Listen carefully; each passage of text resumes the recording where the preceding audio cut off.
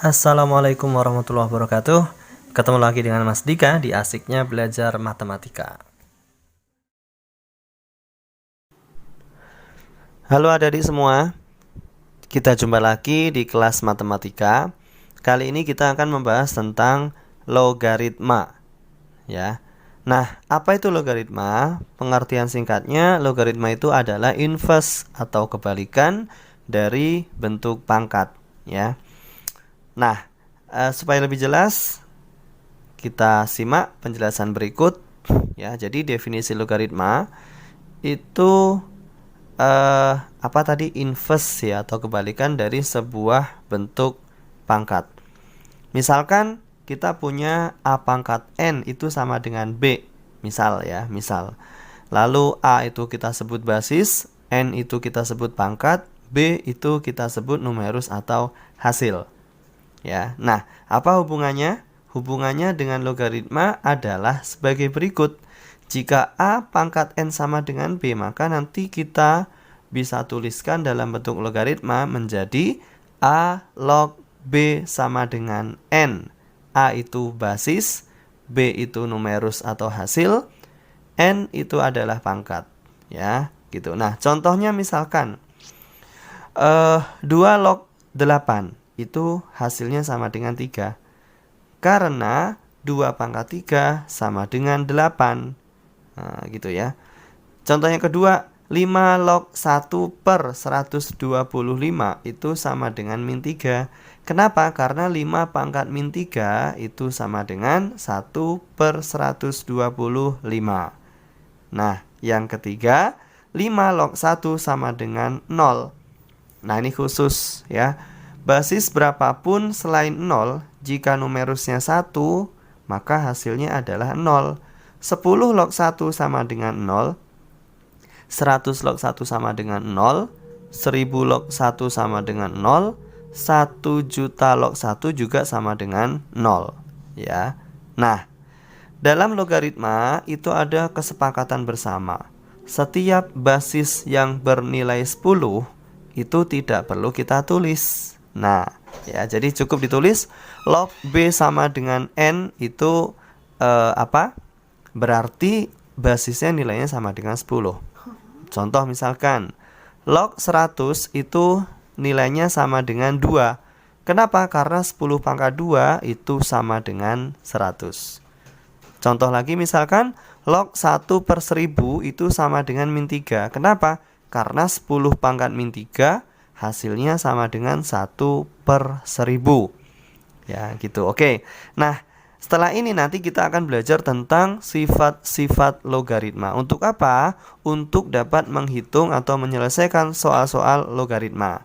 Karena jika kita hanya berdasarkan definisi ini saja, maka nanti akan sangat kesulitan dalam menentukan nilai logaritma, ya.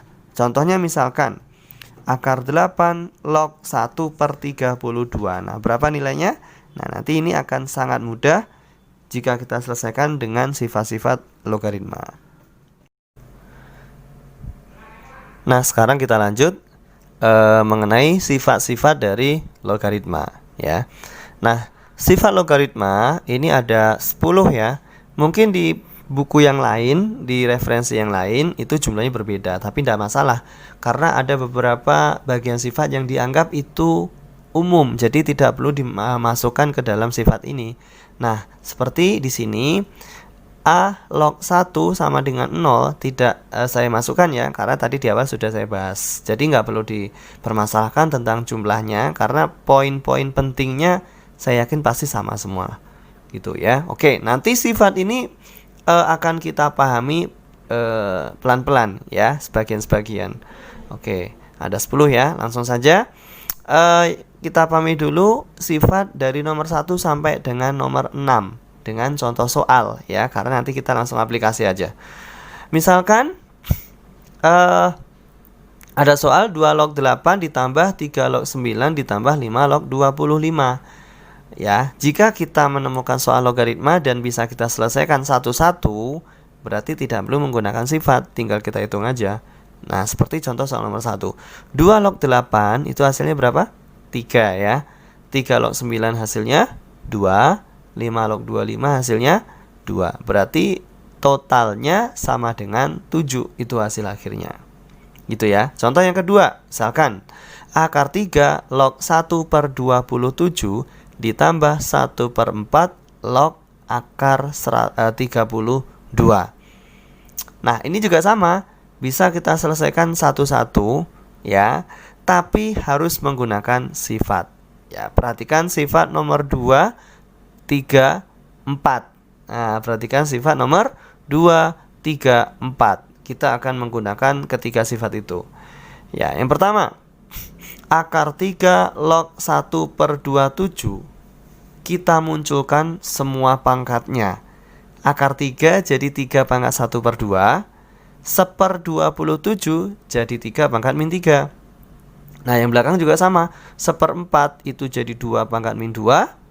Lalu akar 32 itu sama dengan 2 pangkat 5 per 2. Itu pangkat ya, 5 per 2. Oke. Nah, setelah kita keluarkan pangkatnya, lalu kita gunakan sifat nomor 4. Nah, nomor 4 sifatnya adalah A pangkat N log B pangkat M sama dengan M per N dikali A log B. Nah, jangan sampai kebalik. Yang belakang M ditaruh di atas, yang depan N taruh di bawah. Sehingga bentuk ini menjadi min 3 di atas dibagi 1 per 2. Nah, gitu ya. Ditambah 5 per 2, yang belakang di atas dibagi min 2. Nah, lognya kemana? Karena setelah kita pindahkan sisanya 3 log 3. 3 log 3 itu hasilnya 1. Yang belakang juga sama. Setelah 5 per 2 dan min 2 nya kita pindah ke depan, sisanya tinggal 2 log 2. Itu nilainya juga 1. Ya, gitu ya. Jadi hasilnya 1, nggak perlu tulis lagi. Nah, sehingga hasilnya menjadi min 7 1 per 4. Gitu ya. Oke, sekarang contoh yang ketiga. Contoh yang ketiga, akar 3 log 54 ditambah akar 3 log 2 dikurang akar 3 log 9 dikurang akar 3 log 4. Nah, ini tidak bisa kita selesaikan satu-satu. Kenapa? Karena 54 itu tidak bisa kita jadikan 3 pangkat sekian. Paham ya? Nah, akar 3 log 2 juga sama. Akar 3 log 9 bisa. Itu bisa ya. Akar 3 log 4 tidak bisa. Nah, coba perhatikan basisnya. Nanti yang akan kita gunakan adalah sifat nomor 5 dan nomor 6. Perhatikan sifat 5 dan 6.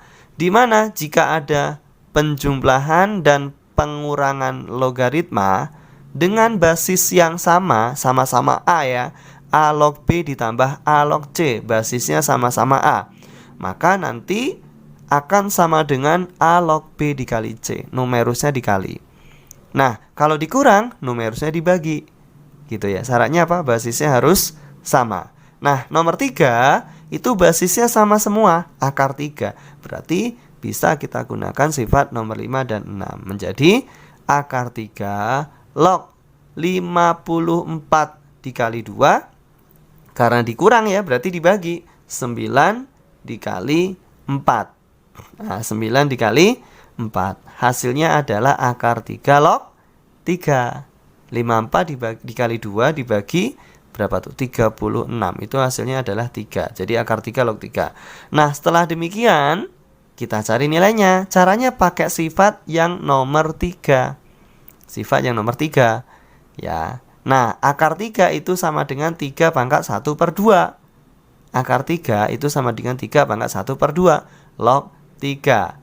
Nah, sesuai sifat nomor 3, jika basis punya pangkat itu bisa dipindah ke depan, tapi ada sepernya 1 per N. Dengan demikian ini menjadi 1 per 1 per 2 itu sama dengan 2. 1 dibagi setengah itu sama dengan 2. Dikali dengan 3 log 3 itu nilainya sama dengan berapa? 1. Ya, berarti nilainya hasilnya adalah 2. Gitu ya. Oke, contoh yang keempat. 3 log 36 pangkat 2 dikurang 3 log 4 pangkat 2 dibagi 3 log akar 12. 3 log akar 12 ya. Yang atas namanya selisih kuadrat. A kuadrat dikurang B kuadrat itu sama dengan A plus B dikali A min B. Berarti ini menjadi 3 log 36 ditambah 3 log 4 dikali 3 log 36 dikurang 3 log 4. Selisih kuadrat namanya ya. Yang bawah 3 log akar 12 itu menjadi 3 log 12 pangkat 1/2. Oke, sekarang yang atas kita selesaikan.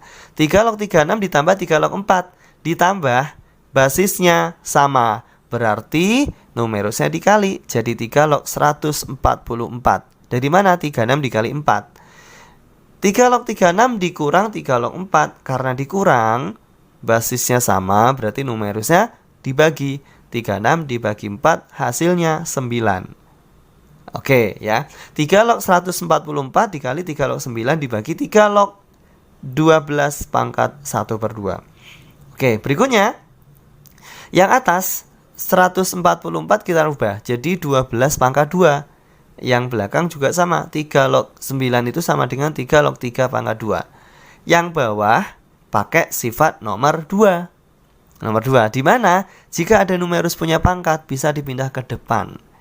12 pangkat 1/2. 1/2 nya pindahin ke depan jadi koefisien dikali 3 log 12. Paham ya? Oke, sekarang yang atas sama pakai sifat yang nomor 2 juga. Masing-masing numerusnya punya pangkat, berarti bisa dipindah ke depan semua. 2 dikali 3 log 12, 2 dikali 3 log 2, yang bawah tetap. Nah, gitu ya. Sehingga yang belakang 2 dikali 3 log 3 itu hasilnya 2 ya. 3 log 3 2. Nah, yang depan masih sama. Nah, berikutnya kita coret ada bentuk yang sama, yaitu 3 log 12 sama 3 log 12. Sehingga hasil akhirnya 2 dikali 2 dibagi setengah itu sama dengan 8. Gitu ya. Oke. Sekarang kita lanjut sifat yang nomor 7 sampai dengan 10 ya. Nah, misalkan soal nomor 1, 5 log akar pangkat 3 dari 1/81 dikali 9 log akar 125 dikurang 2 log 1/64.